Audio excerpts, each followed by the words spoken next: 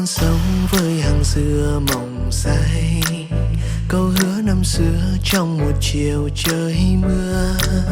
Em nói em thương anh nhiều, thương em anh tin rất nhiều, nhưng đời không như giấc mơ đẹp. Em rời xa chốn đây, một hai em muốn bước lên đô thành, vì em đã nghe câu chuyện vài người trong xóm nói em sao xinh đẹp, sao ở quê làm gì làm em cứ thêm những mơ mộng. Em muốn cách xa nơi đây, bỏ lại anh với tiếng yêu thương nồng say.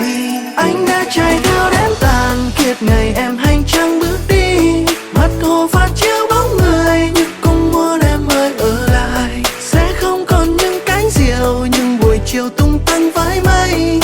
Gió kêu gào em ơi xin hãy quay về, ai cũng phải có khát vọng trong cuộc sống này phải không em? Để lại tất cả nỗi buồn ở đằng sau em lạnh lùng quên, quên đi những ký ức đẹp, quên cả luôn nơi em lớn lên. Nơi đây không thuộc về em nữa, phải không em?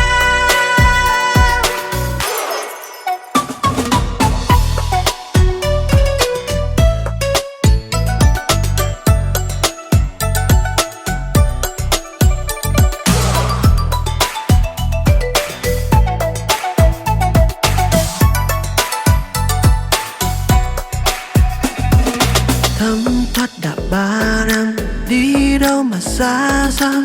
Tin em về thăm quê ra mắt ai với mẹ cha em.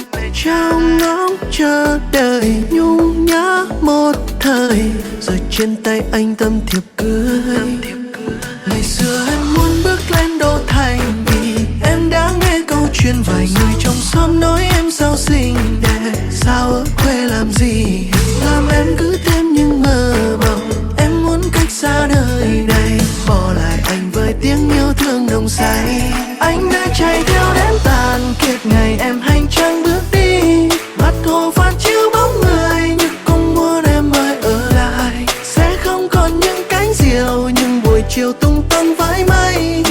Gió kêu gào em ơi xin hãy quay về, ai cũng phải có khát vọng trong cuộc sống này phải không em? Để lại tất cả nỗi buồn ở đằng sau em lạnh lùng quên, quên đi những ký ức đẹp, quên cả luôn nơi em lớn lên. Nơi đây không thuộc về em nữa, phải không em? Anh đã chạy theo đến tàn kiệt ngày em hành trang bước đi, mặt hồ